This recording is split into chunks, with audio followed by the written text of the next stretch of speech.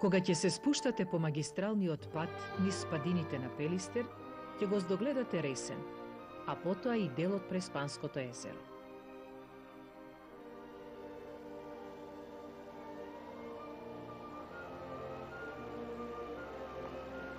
Ќе наидете помалку на крстопат.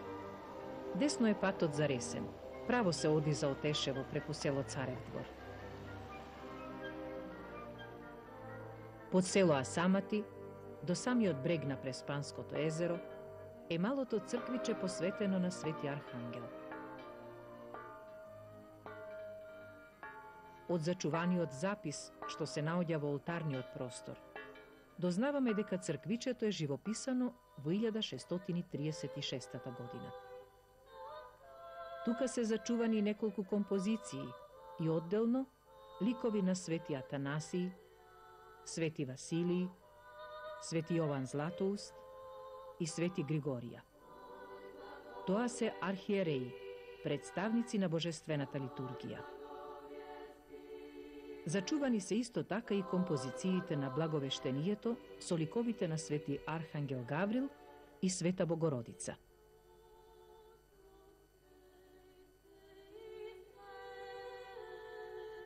Во самата ниша на апсидата е представена Богородица Ширшаја со Христос пред себе, а над неа е композицијата Вознесение Христово. Од зачуваните фрески може да се констатира дека зографот има високи уметнички дострели за времето во кое создавал.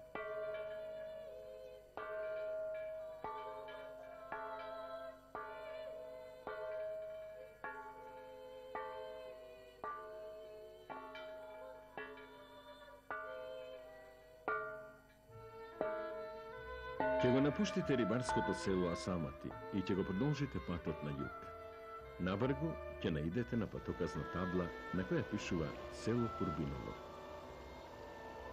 Ако се решите да ја видите Курбиновската црква Свети Ѓорѓе со убавите фрески од крајот на 12 век, тогаш ќе поминете низ сред село и ќе се упатите на исток.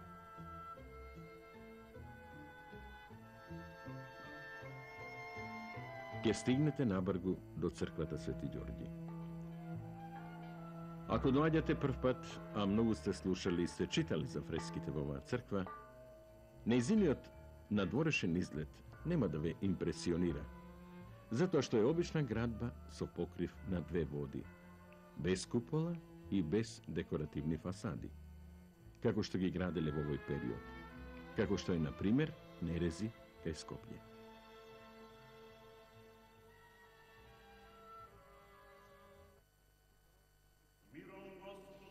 Влегувате во црквата. Вашиот поглед веднаш ќе се задржи на олтарната апсида. Тука, лево од конхата, е Архангел Гаврил од композицијата Благовештение. Каква елеганција, каква витост и движење гест со испружената десна рака за благослов кон Богородица на која ја носи блага вест дека ќе роди Син Божји. Погледот му е кон Богородица, која фрескописецот ја насликал десно од конхата, како седи на богато украсен трон. Таа е свртена кон Архангел Гаврил.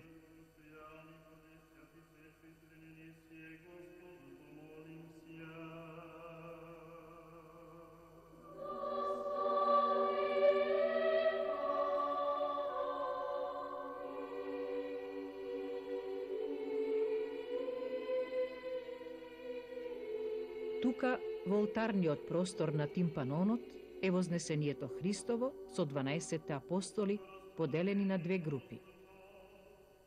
Деталите од нивната облека говорат за префинет авторски ракопис. Апостолите се во живи движења, со кренати раце и поглед кон Христа.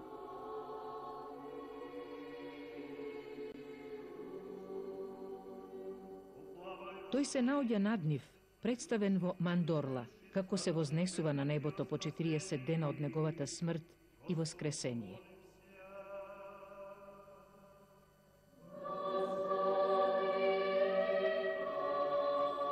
Во Во средината на конхата е Богородица со раширени раце.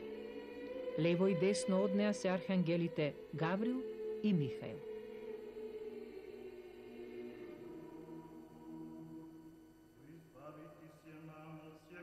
Двата тесни отвора на бифората фрлаат блага источна светлина врз олтарната трпеза.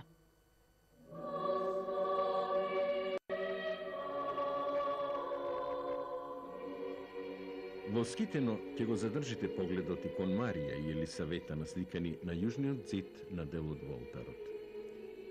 Тие се во преградка, чин на нивната блискост.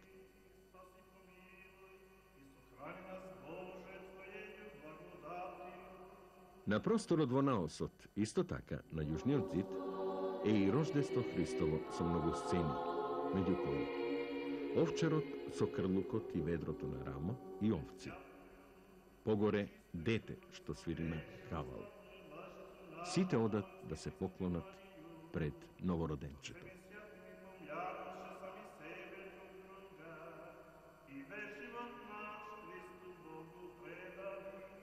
Погледот ќе ви се задржи уште на многу представи од животот на Христа.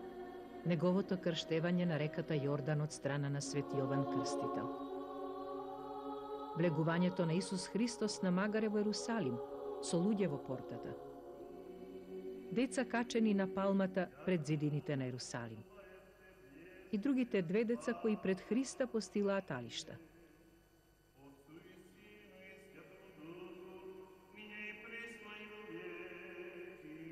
Од Христовите чуда, тука е композицијата Воскресение Лазарево, каде што Христос со испружена рака кон мртвиот Лазар вели: "Стани, Лазаре, Христос те вика."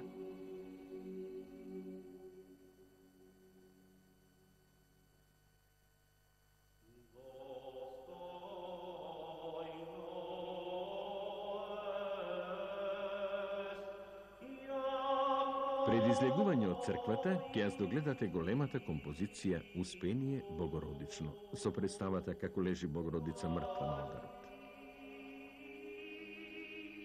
Над неа е Христос со незината душа, представена во облик на мало дете. Тој е со тажен поглед кон мајка си. Многу народ тажи за Богородица. Тажат и ангелите, кои ја надлетуваат Богородица.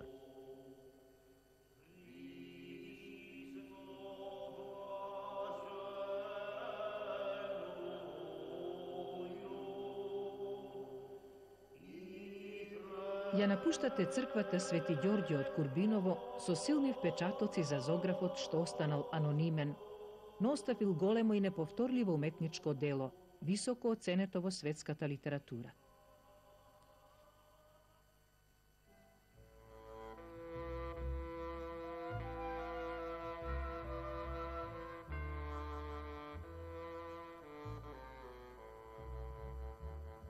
Го продолжувате патот кон Сливничкиот манастир. Набргу пред вас е малата населба Претор, познато летувалиште на Преспанскиот брег.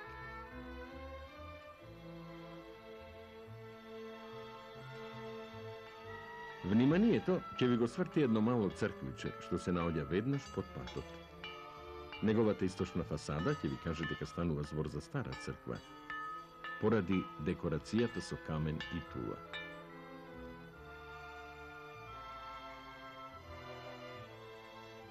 Ова црквиче се вика Калуѓери, некогашен метох на Сливничкиот манастир. Тука манастирот имал чифлик со многу ниви, лозја, овошни градиви и добиток.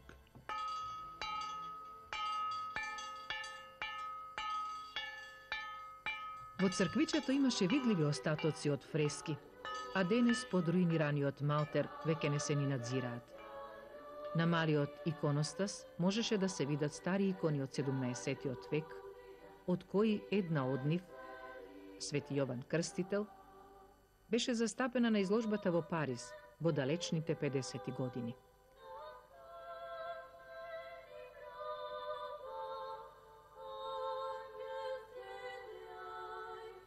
На бргу го напуштати црквичето Калуѓери за да го продолжите патот кон село Сливница и Сливничкиот манастир. Предна се крани со песочните привлечни плажи. По кусо возење ќе свртите лево по асфалтниот пат и навргу сте во село Сливница, уште од давнина познато како Печалбарско село. Впрочем, како и повеќето преспански села.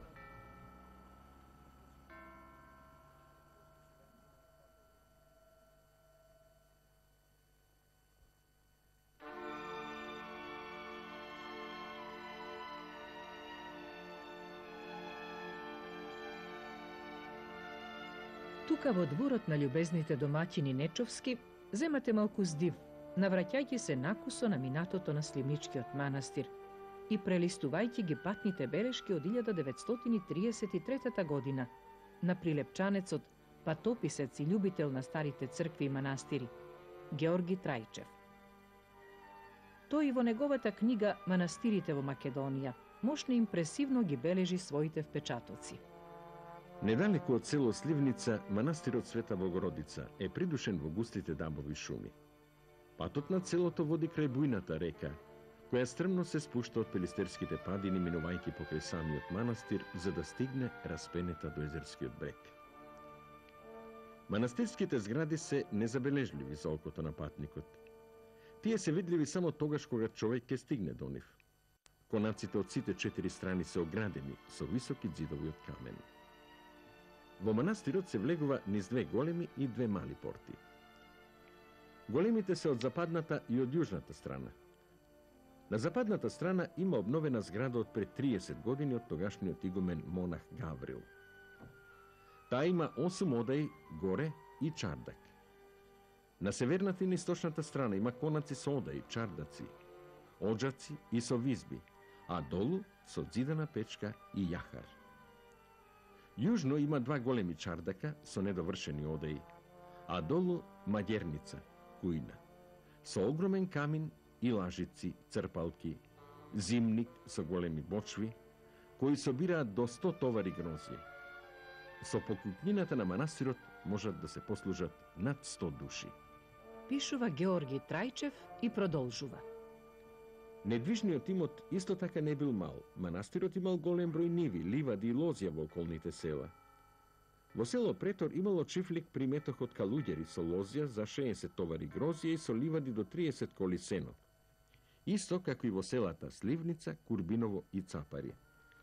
А во Битола имал 2 дуќана во Влашка чаршија. Манастирот имал маслинови дрвја во Елбасан, од каде што постојано се праќало масло со товари. Манастирот имал и жива стока – кози, овци, крави, волови, свињи. Својот запис од пред 66 години Георги Трајчев ќе го заврши со информацијата дека во постаро време манастирот го управувале влахоелините од село Маловиште, а денес од околните села Сливница, Претор и Курбиново.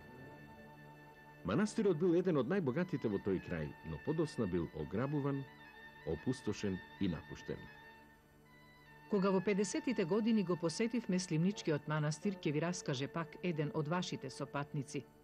Патот од село Сливница до манастирот беше обична патека што водеше покрај рекичката што доаѓа од кај манастирот, односно од падините на Пелистер. Беше доцна есен и од подалеку го забележавме манастирот. Во манастирскиот двор владееше тишина. Немаше оградни ѕидови, немаше ни манастирска порта, ниту конаци од јужната, западната и од северната страна. Само на источната страна од манастирската црква имаше урнати конаци, со паднати врати и прозорци, расфрлани по земјата и се наоколу обраснато во дрвја и во грмушки. Само чешмата постојано жубореше со пивката студена вода од пелистерските извори. Дека овде никој не дошол, се гледаше по јаболковото дрво што беше накитено со црвеникаво жолти плодови. Колку имаше на гранките, толку имаше попаднато на земјата. Немало кој да ги собере. Се добиваше впечаток дека се наоѓаме во рајската градина пред забранетото јаболково дрво, од кое се огрешиле Адам и Ева, па затоа биле изгонети од рајот. Ќе заврши вашиот стручен сопатник. Да, така било некогаш пред 66 години според записот на љубопитниот Георги Трајчев, односно пред 49 години според белешките на потписникот на текстот за оваа емисија, Но денес е многу поинаку.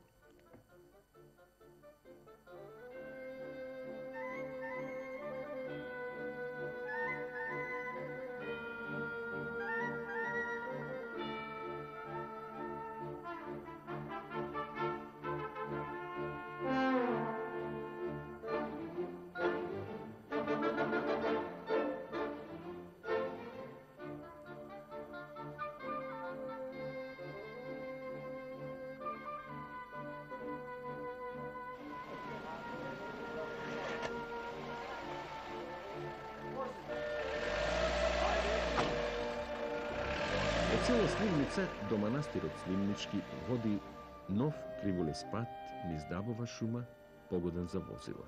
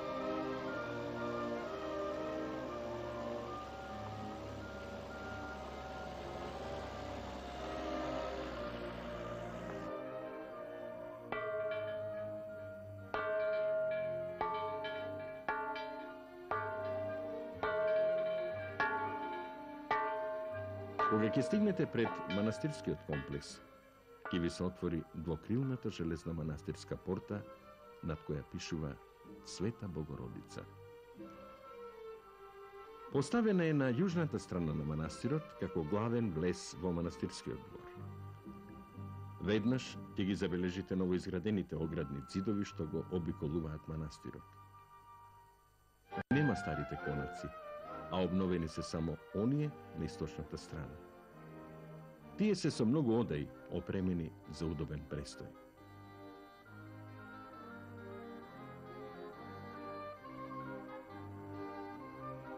Големата трпезарија е подготвена да пречека повеќе гости, било за време на славата на манастирот, било за престој на групи ученици или љубители на културното наследство. Дарежливоста на жителите од Сливница, Крани, Асамати, Претор, Курбиново и други села придонесла во обновата на оградните ѕидови на конаците, како и на трасирањето на патот. Меѓу најзаслужните во прибирањето средства и организација на работите е неуморниот и енергичен Божин Нечовски Бошко, жив летопис на манастирот.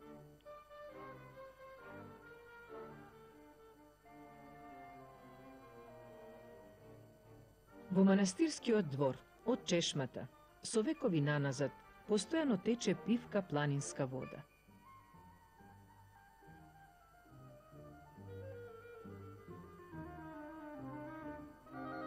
Еве го и јаболковото дрво кое не е веќе тоа што беше пред 49 години. Сега е со застарено стебло, со спечени гранки и без плодови. Опасноста, значи, од истерување од рајот не постои.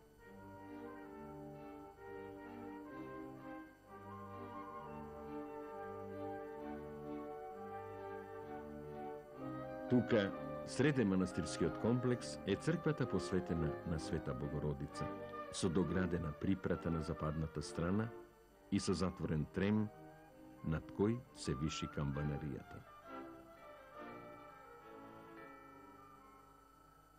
Манастирската црква е изградена и живописана во 1607 година, за време на игуменот јеромонах Никанор. Годината е напишана со букви што имаат нумеричка вредност, а кои со посебно научно дешифрирање ни ја даваат бројката 1607. Овие податоци ги дознаваме од зачуваниот надпис кој е испишан над влезот во црквата од натрешната страна. Надписот, меѓу другото, не информира дека Изволением Отца и са поспешением Сина и съвршением Святого Духа и сии божествени храм, пресветеи владичице наше Богородице, сагради се и пописа се трудом и са почтанием и настојанием Кир Никанур, еромонах, егумен монастирски. како дарители ктитори, во надписот се споменуваат повеќе лица од различни места на Македонија. Посебно место на овој список во надписот му припаѓа на граѓанинот мирјанин Михајло Петков од Битола, кој дал 9000 гроша, тогаш во злато. Покрај мирјани, што значи обични луѓе, граѓани, како дарители во списокот се споменуваат јеромонасите Теодул, Мелентий, Вартоломеј, а потоа монасите Макарий, Никодим, Никифор и Стефан, ѓаконите Ксенофонт и Сидор. И на крајот од надписот се вели: Бог да ги прости, амин, што би значело дека не го доживеале живописанието на црквата кога е направен и овој запис.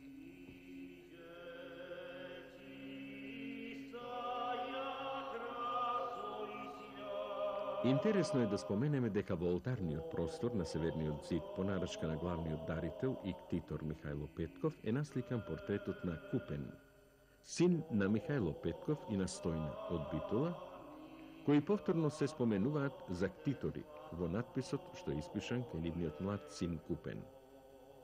Надписот гласи: Представи си раб Божи Купен в лето 1599, син Кир Михајлов, и Стојне од града Битола, ктитор манастирски. Синот на Михајло и Стојна од Битола, Купен, според надписот, умрел во 1599 година. Представен е како младо момче во цел раз со декоративна црвена горна облека, односно во световна свечена долга облека, која одспреди, од средината, е со ред бели копчиња. Тој во двете раце држи бела шамија.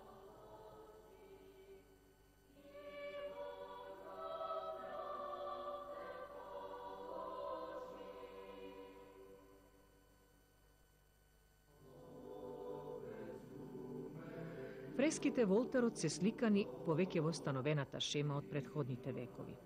Наиздола, во олтарната апсида, се представени светите архиереи како учесници во божествената литургија, со бели фелони, а на нив многу црни крстови.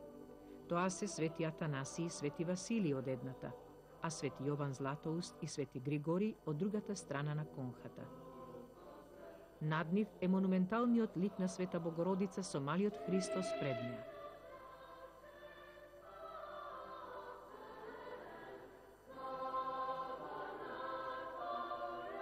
Во наосот на црквата се насликани портретите на светите војни Свети Прокопиј, Свети Нестор, Свети Димитрија и Свети Ѓорѓи. Но тие не се облечени во војничка облека, додека Свети Никита, Теодор Тирон и Теодор Стратилот се со благородничка облека наметка и бели раскошни капи.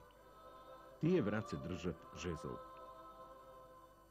На јужниот зид се ликовите на мачениците и спосниците, меѓу кои и Свети Ефтимиј, сите представени во монашка облека и во цел раст.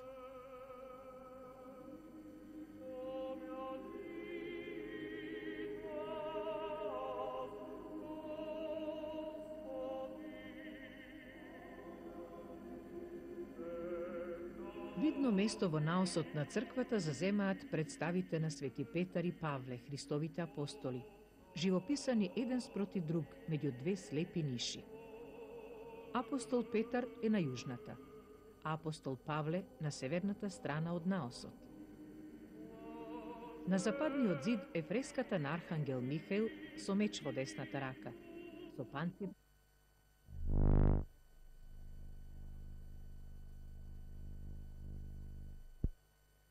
Страна од јужниот зид се насликани цар Константин и царица Елена во раскошни одежди.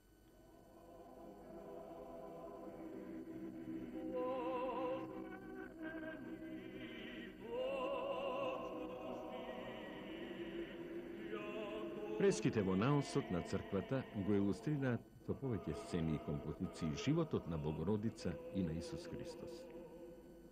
Раѓањето на Богочовекот е на јужниот зид. Чудата негови, страдањата, па се до неговото распетие и воскресение, се исто така во наосот на црквата.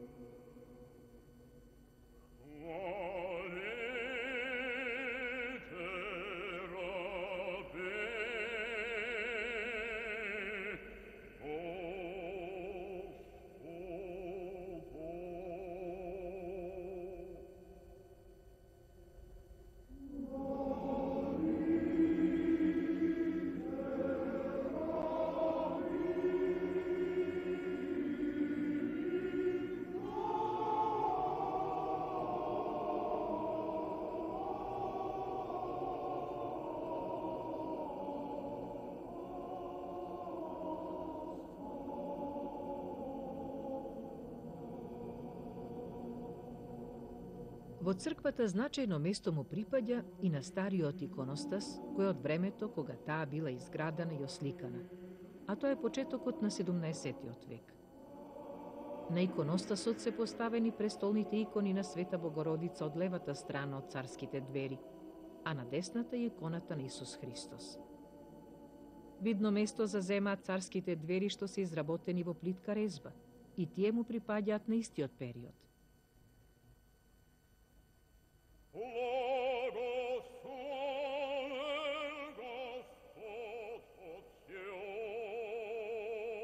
Во горниот дел на иконостасот е поставен големиот крст со распетие Христово.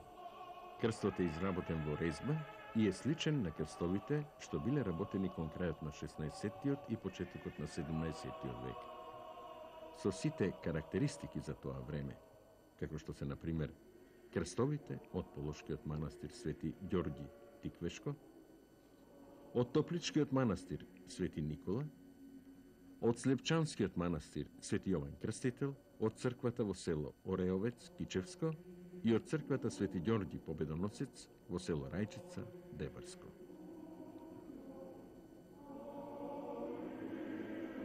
И покрај бурните времења во минатото, големиот крст во Сливничкиот манастир е во добра состојба, физички неоштетен. Со најновите конзерваторски зафати од страна на конзерваторите од Републичкиот завод за заштита на спомениците на културата, големиот крст позлатен стои врз иконостасот со сиот сјај, како најубав декор.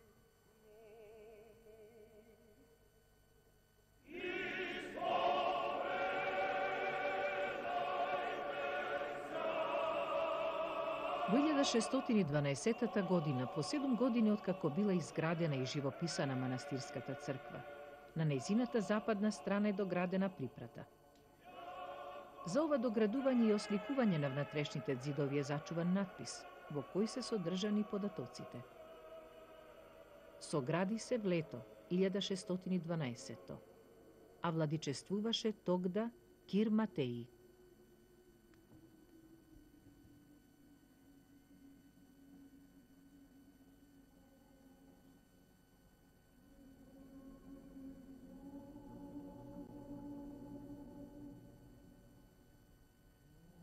Во припратата на црквата не восхитуваат многобројните сцени и композиции на зографот Никола, кој својот подпис го оставил во нишата, каде што е представена Богородица над влезот во припратата од надворешната страна.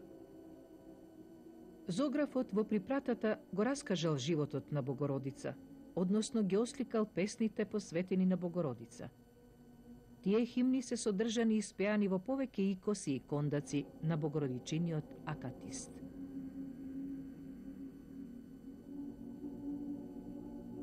Во четвртиот икос на северниот зид е представена Богородица како лежи врз родилната постела и е со поглед кон новородениот син ставен во лулка.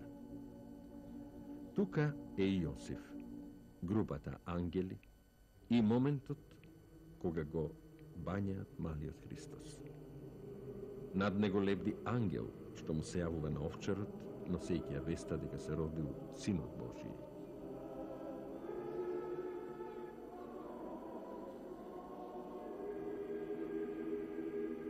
Во петиот икос и петиот кондак на фреската се прикажани мудреците од Исток, нивното поклонение и враќањето во Вавилон. Ним им се јавува ангелот кој со раката покажува над звездата од Исток. И ангелот и конјот се во силна пурпурна боја. Над главата од ангелот е испишан текстот: Боготечну звезду видевше. Тројцата мудреци се насликани во моментот кога влегуваат низ градската порта на Вавилон.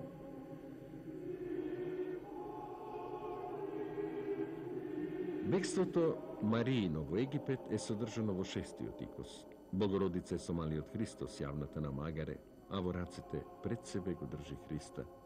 Магарето го води Јаков, кој во едната рака држи стап.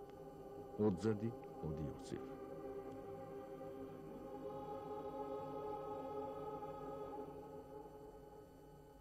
И така во горните партии на сводот од припратата се редат повеќе сцени од акатистот, односно житието на светата Христова мајка.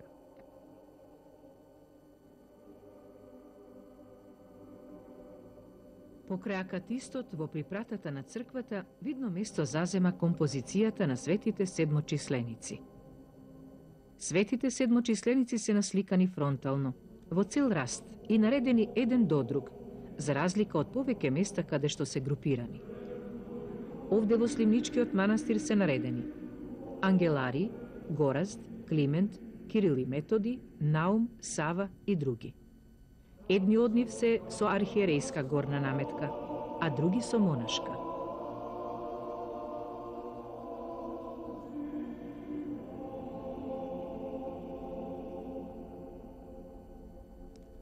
Пред да ја напуштите припратата и манастирската црква, уште еднаш ќе го задржите погледот на големиот крст со распетието Христово, кој со векови стои горе на иконостасот и не му упатува порака за спасение на човекот, а зашто го даде својот живот и беше распнат на крстот во местноста Черепница на брдото Голгота над Ерусалимските ѕидови. Во Библијата е запишано: распнете го, извикува еврејските свештенички главари пред Пилата. Така какво зло направил овој човек, рече Пилат. А кога дојдоа на местото Черепница на брдото Голгота близу Ерусалим, го распнаа Христа. А Исус рече: Оче, прости им, оти не знаат што прават.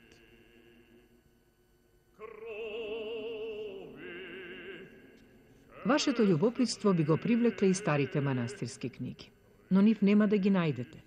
Ги нема старите евангелија, старите ракописи и папируси. Тажна е историјата за сите тие свети книги што ги поседувал Сливничкиот манастир, затоа што по наредба на охридскиот грчки владика и деспот Мелетиј, сите црквено-словенски книги и ракописи што биле скриени во манастирските бочви, цела недела гореле за да бидат уништени за вечни времења.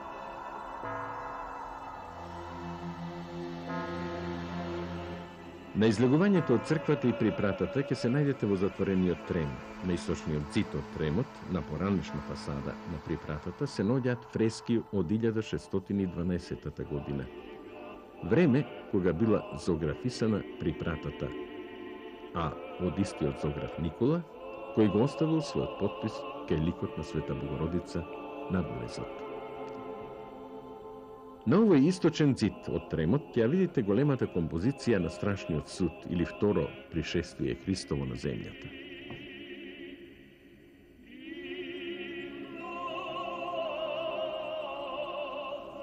Централно место му е дадено на Исус Христос, кој седи на трон и суди. Тие што правеле добро на земјата ги праќа во рајот, десно од него. Тие што правеле зло на земјата ги праќа во огнената река каде што се вечниот бол и страдањата. И пак во Библијата ќе биде запишано: А кога ќе дојде Синот човечки во својата слава и сите свети ангели со него, тогаш ќе седне на престолот на славата своја и ќе се соберат пред него сите народи, па ќе ги оддели едни од други, како што овчарот ги одделуваше овците од козите. Тие што правеле зло ќе одат во вечна мака, а праведниците во живот вечен.